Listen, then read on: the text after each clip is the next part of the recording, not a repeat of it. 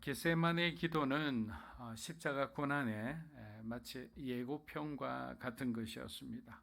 예수님은 지금 십자가 죽음을 예견하시고 제자들과 함께 최후의 만찬을 가지셨습니다. 그런데 예수님께서 잡히시던 밤에 하필이면 왜 성만찬 예식을 거행하셨을까요? 그리고 제자들이 도망갈 것과 수제자라 불리는 그 베드로의 부인도 함께 말씀하셨을까요? 우리가 잘 알듯이 성만찬 메시지의 핵심은 주님과의 하나됨을 의미합니다. 동시에 교회 공동체의 하나됨을 의미합니다. 교회는 다양한 사람들이 그리스도의 이름으로 함께 모여서 우리가 신앙 생활을 하는 곳입니다. 성격도 다르고 기질도 다르며 자라온 환경과 생각과 가치관도 전혀 다른 분들입니다. 같은 점보다 다른 점이 많은 사람들이 하나의 공동체를 이루기 위해서는 우리 자신만을 생각해서도 안 되고 또 상대방을 너무 배려해서도 안 되는 것입니다. 오늘은 A 집사님과 사이가 좋을지 몰라도 언젠가는 정말 아무렇지도 않은 그런 작은 문제 때문에 서로가 갈등하고 이로 인해서 화목했던 순과 공동체가 순식간에 깨어져 버리는 거예요. 이것이 실제 일어나는 다반사입니다. 그러나 우리들이 그리스도 안에서 바울이 늘 주장했던 in Christ죠. 그리스도 안에서 하나가 되면 서로의 연약함을 이해하고 서로의 짐을 짊어질 수 있는 그런 관계가 된다는 거예요. 왜냐하면 성령 하나님께서 우리들의 중재자가 되어주시기 때문에. 근데 하나님 밖에서 사귀는 사귐은 불안정할 수밖에 없어요. 조건적이죠. 서로 간에 이해관계가 맞아야 사귀게 돼요. 그래서 소위 유유상종이라고 끼리끼리 모이게 돼 있는 거예요. 그러나 그리스도 안에서 있는 모임은 바깥에서 무슨 감투를 가지고 있더라도 여기 오면 새신자예요. 여기 오면 그냥 일반 서리 집사, 안수 집사 밖에 안 돼요. 서로가 굉장히 평등하게 수평적으로 바라보게 돼 있어요.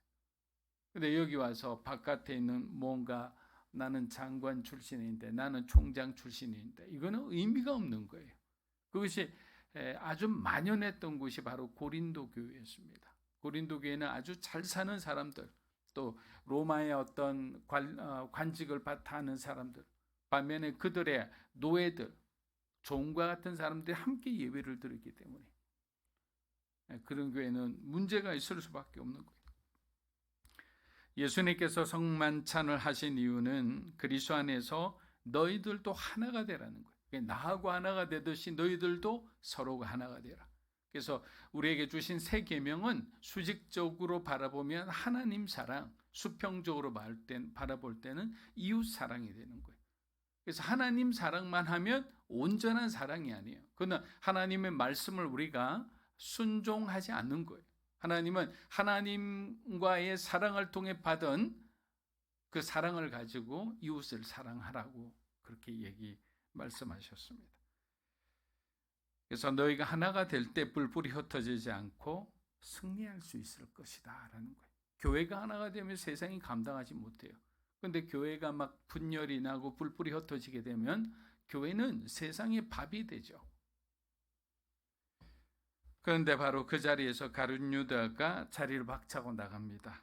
예수님을 팔기 위함이었습니다. 사랑하는 여러분, 겟세마네 이야기는 예수님이 진정한 한 인간이었다는 사실을 깨닫게 해줌으로써 우리를 향한 하나님의 그 위대한 사랑을 느끼게 해줍니다. 예수님이 성육신 하셨을 때 예수님은 신성과 인성을 동시에 가지고 계셨지만 우리들의 예수님에 대한 지극한 경외심이 그 구별을 모호하게 만들어버린 거예요. 왜 신성도 계시고 인성도 계시는데 이 인성은 생각지도 않는 거예요. 감히 어떻게 예수님에게 우리가 인성을 덜먹거릴 수가 있느냐. 근데 사실 인성 때문에 구원받은 건데요. 예수님의 인성은 온데간데 없고 위엄에 찬 하나님의 아들로서의 신성의 이미지만 과하게 전달된 면도 없지 않습니다. 그래서 예수님이 초조해 하시거나 고심하거나 두려워하는 모습이 있었다는 것을 믿기를 거부하는 또 불편해하는 기독교인들도 의외로 많습니다. 그래서 겟세마네 동산에서 보인 예수님의 모습에 대해서 아직도 제대로 이해하지 못하는 사람들이 상당히 많죠. 마태복음 우리 26장 36절에서 38절 한번 읽어보겠습니다. 그때 예수께서 제자들과 함께 겟세마네라고 하는 곳으로 가서 제자들에게 말씀하셨습니다. 내가 저기에 가서 기도하는 동안 여기 앉아 있으라. 예수께서 베드로와 세베대의 두 아들을 데리고 가셨습니다. 예수께서는 슬픔에 잠겨 괴로워하셨습니다. 그때 예수께서 그들에게 말씀하셨습니다. 내 마음이 너무 괴로워 죽을 지경이다. 너희는 여기 머물러 나와 함께 깨어 있도록 하라. 적나라한 표현들이 그대로 다 나오죠. 최후의 만찬을 마치신 예수님은 가룟 유다를 제외한 11명의 제자를 데리고 감람산 아래 겟세마네라는 곳으로 갑니다. 겟세마네의 뜻은 기름을 짜는 곳, 기름을 짜는 틀 이런 뜻이에요. 무슨 기름을 짜겠어요? 감람유죠. 올리브 기름을 짠 거예요. 근데 겟세마네는 바로 이 감람산 안에 있는 그 올리브 나무가 많이 이렇게 부락지가 되어 있는 그 자그마한 동산이었어요. 크고 이렇고 깊은 어떤 계곡 이런 게 아니었어요. 예수께서는 베드로와 요한과 야고보만을 데리고 한 제자들과 나머지 제자들과 한 100여 미터 떨어진 곳에 가셨어요. 여러분, 이것이 무엇을 의미할까요? 기도할 때는 예수님은 비록 제자들이지만 소위 사람들과 거리를 두라는 거예요. 홀로 기도해야 되는 거, 하나님 앞에. 또한 제자들 마음속에 있는 이 세상적인 생각과도 거리를 둬야 되는 거예요. 우리가 기도할 때 막 세상 근심을 안고 기도하면 기도가 되지 않아요. 그리고 사람들이 많이 붐비는데 뭐 기도를 하게 된다. 잘 안 되는 거예요. 그래서 기도원이 필요하고 또 여러분만의 골방이 필요한 거예요. 예수님조차도 제자들을 바로 옆에서 기도하실 수도 있지만 100여 미터 떨어진 곳에서 하나님께 집중할 수 있는 환경을 만들어 가셨어요. 그런데 37절부터 갑자기 분위기가 바뀝니다. 예수님은 제자들과 함께 가실 때 고민하고 슬퍼하셨어요. 십자가의 고난과 죽음이 눈앞에 현실이 되어 다가오자 예수님의 영혼은 십자가의 무게로 고통스러워하고 있었어요. 동시에 죽음으로 인한 하나님과의 그 단절을 가장 두려워하셨어요. 모든 인류의 죄 없으신 하나님의 아들이 완전한 인간의 몸으로 받아내고 계셨으니 주님의 고통스러운 마음을 우리들이 어찌 다 이해하겠습니까? 사랑하는 여러분, 우리는 너무도 자주 예수님께서 완전한 인간의 모습으로 이 땅에 오셨음을 자주 잃어버려요. 예수님은 신성을 가지신 분이시나 어떤 위기 속에서도 신성의 능력을 발휘해서는 안 됩니다. 만약 예수님께서 단 한 번이라도 신성의 능력을 발휘하셨다면 그분은 인자로서 인간의 몸으로서 무죄하신 정말 하나님의 그 제물이 되는 그 자격을 상실하기 때문에 마귀가 예수님을 시험할 때 뭐라고 이야기했습니까? 내가 하나님의 아들이면 3번이나 이야기합니다. 내가 만약 하나님의 아들이면 이 돌들에게 명하여 떡덩이가 되게 하라. 뭐 예수님이 굉장히 배고프셨죠. 굶주리셨죠. 그거는 인성이 그렇게 느끼는 거예요. 그런데 문제는 뭐냐? 그 인성을 도발해서 그 신성을 움직이도록 자극하고 유혹하는 거예요. 만약 예수님께서 마귀의 시험을 참지 못하고 말 한마디로 돌들이 떡덩이가 되겠다. 그 이상도 하실 뿐이죠.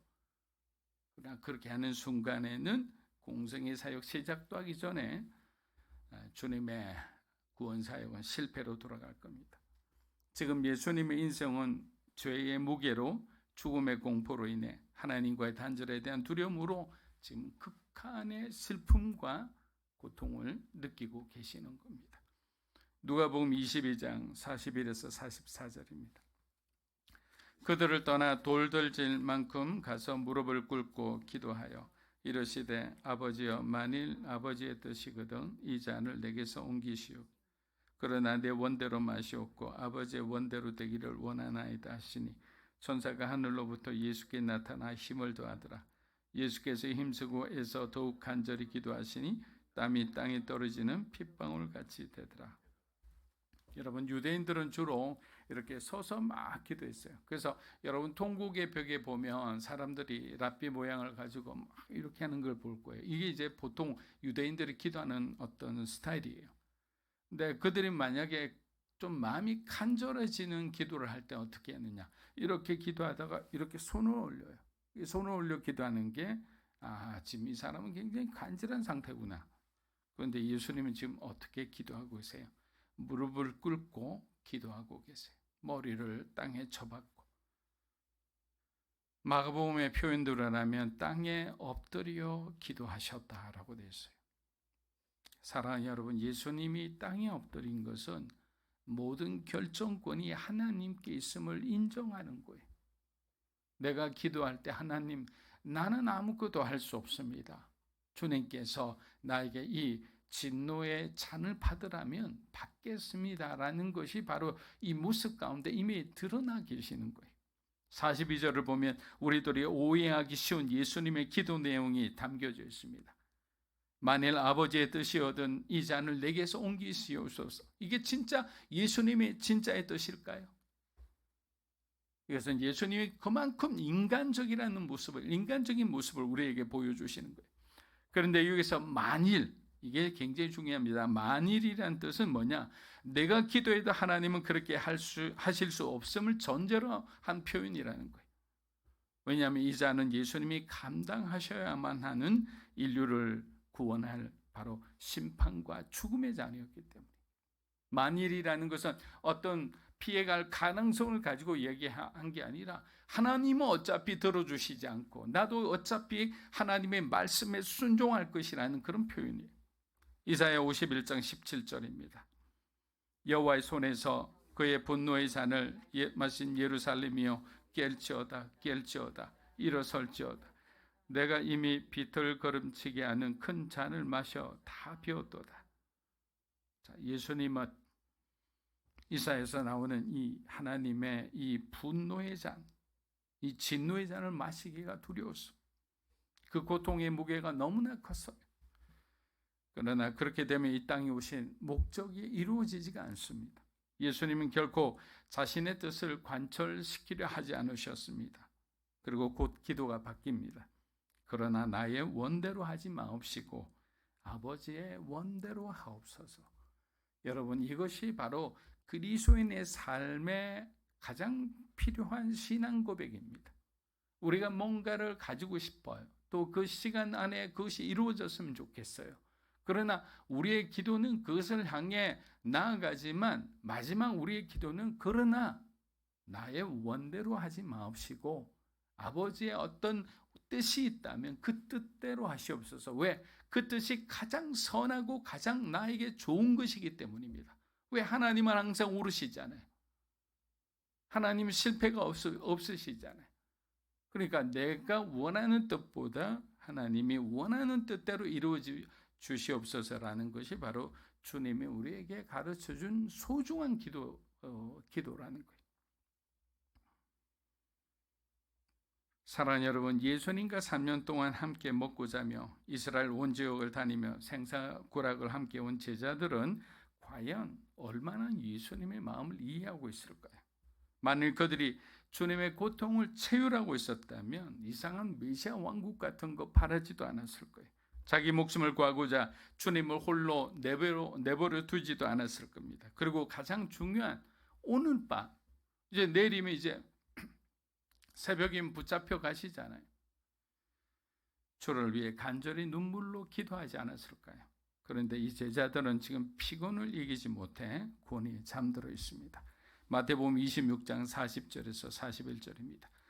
그리고 제자들에게 돌아와 보니 그들은 자고 있었습니다. 예수께서 베드로에게 물으셨습니다. 너희가 1시간도 나와 함께 깨어있지 못하겠느냐? 시험에 들지 않도록 깨어서 기도하라. 마음은 간절한데 육신이 약하구나. 겟세마네 동산에서 기도하시는 예수님의 모습과 상반되는 것은 베드로를 중심으로 한 제자들의 모습이었어요.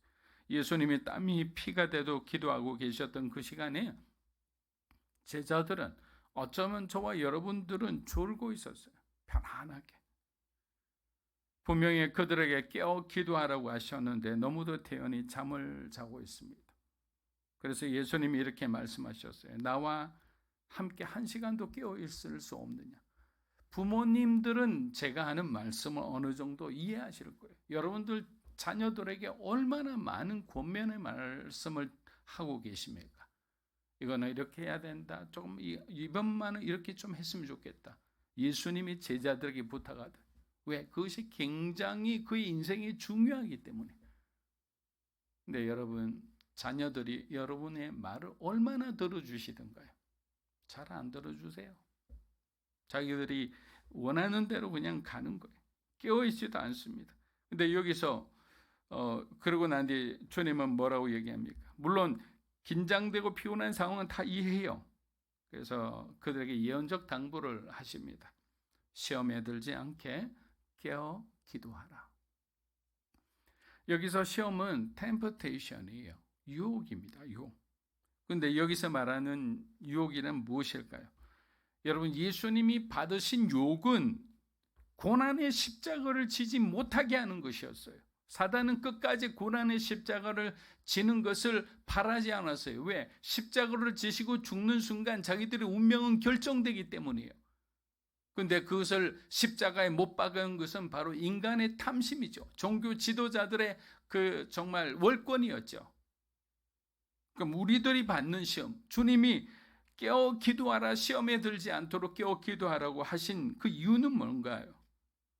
제자들이 받는, 저와 여러분이 받는 시험은 바로 십자가를 지신 주님과 멀어지게 되는 거예요.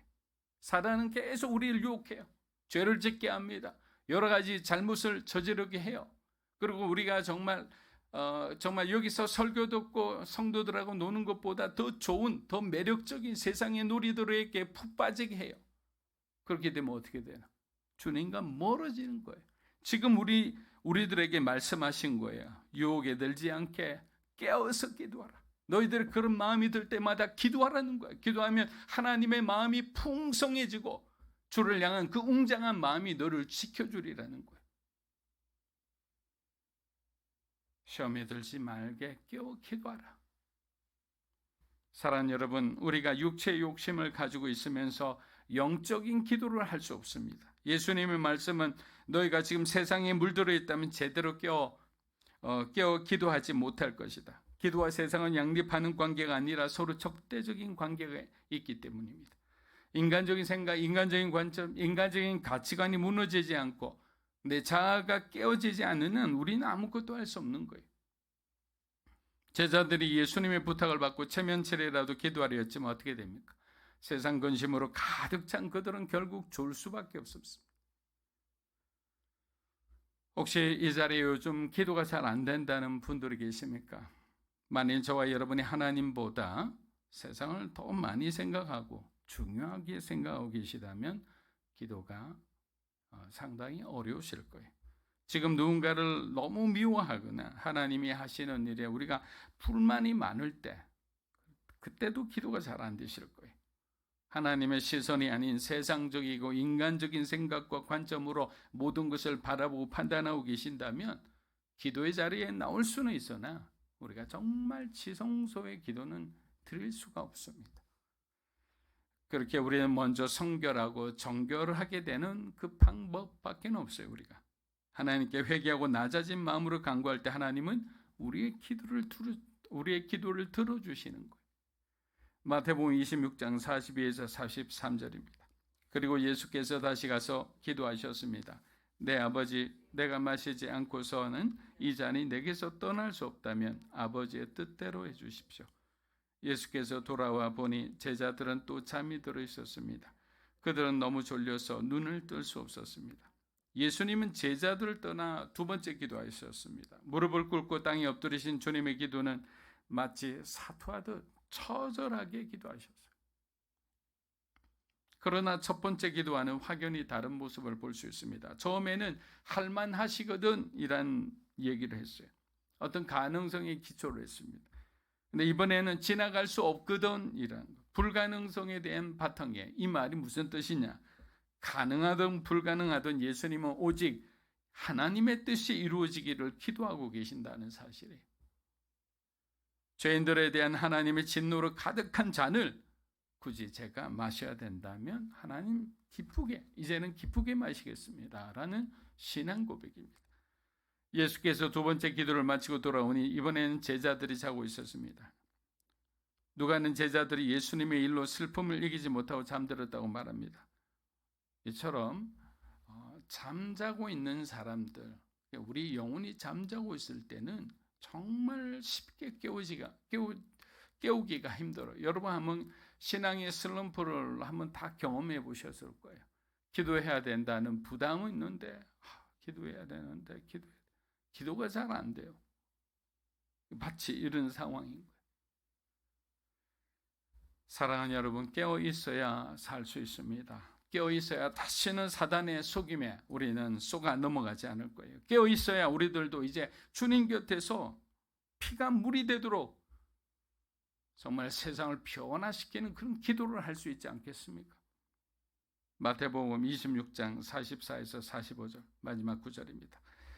그래서 예수께서 그들을 두고 또다시 가셔서 세 번째로 똑같은 기도를 하셨습니다. 그러고는 제자들에게 돌아와 말씀하셨습니다. 이제는 자고 쉬라. 보라, 때가 가까이 왔다. 인자가 배반당해 죄인들의 손에 넘겨지게 됐구나. 자, 근심 걱정에 안색마저 어두워지신 예수님께서 이제 점점 안정을 찾아가시는 모습을 볼 수 있어요. 예수님은 제자들이 함께 기도에 동참해 주길 원하셨지만 그들의 연약함을 보고 이렇게 말씀하셨죠. 너희들이 정말 마음은 원이로되, 이걸 알고 계시는 거예요. 너희들이 정말 나와 함께 동참하기를 원하는 건 내가 잘 안다. 그러나 아직 너희가 성령을 받지 않았기 때문에 지금 이 정도 수준에서 너희가 이렇게 그냥 이렇게 무너져서 그냥 자버리고 이런 상황이 된다, 이렇게 말씀하신 거예요. 이해해 주신 거죠. 그들을 비난하신 것이 아니라 그들의 상황을 이해해 주신 겁니다. 결국 예수님은 기도로 임박한 고난과 고통을 이기셨습니다. 분명 피할 수 있는 길이 있었지만 예수님은 모든 것을 하나님의 뜻대로 행했습니다. 하나님의 뜻대로. 히브리서 기자는 이러한 예수님의 모습을 잘 정리해 주었습니다. 히브리서 5장 8절에서 9절 우리 한번 읽어보겠습니다. 그가 아들이면서도 받으신 고난은 순종함을 배워서 온전하게 되셨은즉 자기에게 순종하는 모든 자에게 영원한 구원의 근원이 되시고, 받으신 고난으로 순종함을 배워서 온전하게 되셨으므로 자기에게 순종하는 모든 자에게 영혼의 그 구원의 근원이 되셨다. 그래서 요한복음 14장 6절 말씀처럼 나는 진리요 생명, 길이요 진리요 생명이니 나로 말미암지 않고는 아버지께 올 자가 없다고 말하는 게 여기서 말하는 구원의 근원인 거예요. 겟세마네 이야기는 예수님의 진실된 인성을 강조함으로써 구원의 은혜가 얼마나 고귀하고 값지다는 것을 우리에게 깨닫게 해주었습니다. 어떠한 순간에도 단 한 번의 불순종도 하지 않으신 주님을 본받아 오늘도 우리 삶 속에서 벌어지는 모든 일이 주님의 뜻대로 이루어지기를, 또 그렇게 주님의 나라가 임하는 현장에 저와 여러분이 꼭 함께하기를 우리를 위해 십자가의 고통 가운데 죽으신 예수 그리스도의 이름으로 축복합니다.